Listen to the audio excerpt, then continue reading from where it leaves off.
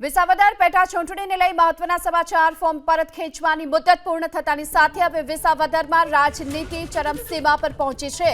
વિસાવદરની પેટા ચૂંટણીમાં હવે ઝેર પીવા અને પીવડાવવાના નામ પર રાજનીતિ શરૂ થઈ ચૂકી છે।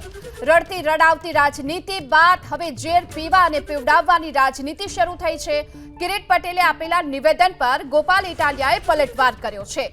ભાજપના ઉમેદવાર નહીં ખેડૂતો ઝેર પીવા મજબૂર હોવાનો ગોપાલ ઇટાલિયાએ દાવો કર્યો છે અને કિરીટ પટેલના ઝેરવાળા નિવેદન પર ગોપાલ ઇટાલિયાએ પ્રહાર કર્યા। કિરીટ પટેલને દવા પીવાની જરૂર ન હોવાની વાત ગોપાલ ઇટાલિયાએ કરી અને સાથે એ પણ દાવો કર્યો છે તેમણે કે ગામના ખેડૂતો દવા પી રહ્યા છે। મંડળીમાં કૌભાંડથી 2 લોકોએ આત્મહત્યા કરી હોવાની વાત કરી। 2 વ્યક્તિએ આત્મહત્યા કરી એ કોનું પાપ આ સવાલ પણ તેમણે પૂછ્યો છે। सहकारी बैंकना कौभांडथी खेडूतो आत्महत्या माटे मजबूर छे। मंडळीना मंत्री चेरमेन करोड़ों रूपिया खाई गया होवानो दावो गोपाल इटालियाए कर्यो छे अने साथे पण कह्युं के किरीट पटेल मगરના आंसू पाड़ी रह्या छे। चूंटणीमां हारवाना छे एटले रडवा लाग्या होवानो दावो गोपाल इटालियाए कर्यो छे। तो जूनागढ़ना विसावदर विधानसभानी आ पेटा चूंटणी के जेनी राजनीति हवे જોવામાં આવી રહી છે। ગરમાવો અને રાજનીતિમાં આ ઝેરની રાજનીતિ અને પીવા પીવડાવવાની રાજનીતિ શરૂ થઈ ચૂકી છે। આત્મહત્યા તો એને કરી છે। કિરીટ પટેલે ક્યાં દવા પીવાની જરૂર છે? દવા તો આ ગામના માણસો પી ગયા છે। દવા તો એને પીવાની જરૂર નથી। ગામ પી ગયું દવા। 2 જણા ગુજરી ગયા આ મંડળીના કૌભાંડમાં। હું દવા પી જાઉં કે ઝેર પી જઈશ ભાષણમાં સારું લાગે। વાંદરવડ ગામમાં એક ભાઈ દવા પી ગયા, તમારા ગામમાં એક ભાઈ આત્મહત્યા કરી લીધી। 2 વ્યક્તિ આત્મહત્યા કરી લીધી। એ પાપ કોનું છે કે કિરીટ પટેલ ખોટા આહુડા પાડે તો હાચા આહુડા જેના પડ્યા હોય એને દુઃખ તો લાગે જ ને।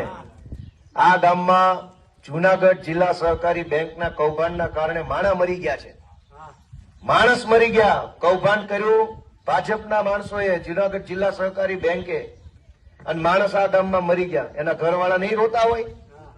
કિરીટ પટેલ અત્યારે મગરના આંસુ પાડે છે।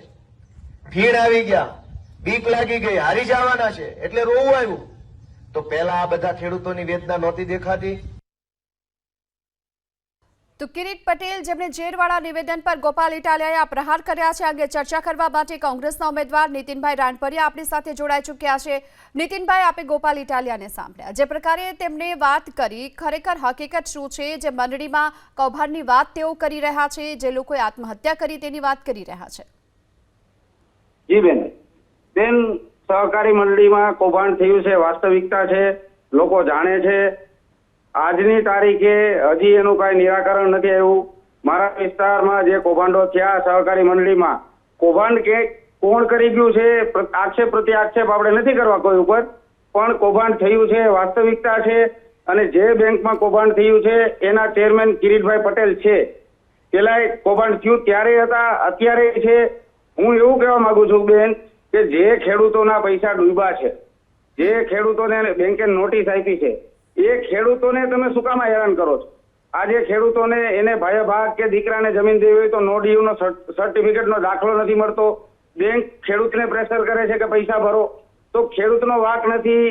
ખેડૂતના ખાતામાંથી કોઈ પૈસા ઉપાડી લીધા છે, એની તપાસ થવી જોઈએ, એને સજા થવી જોઈએ।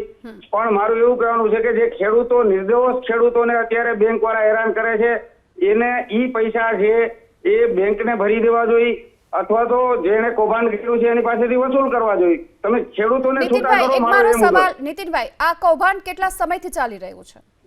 આ કૌભાંડ તો બેન બહુ ટાઈમથી ચાલુ છે।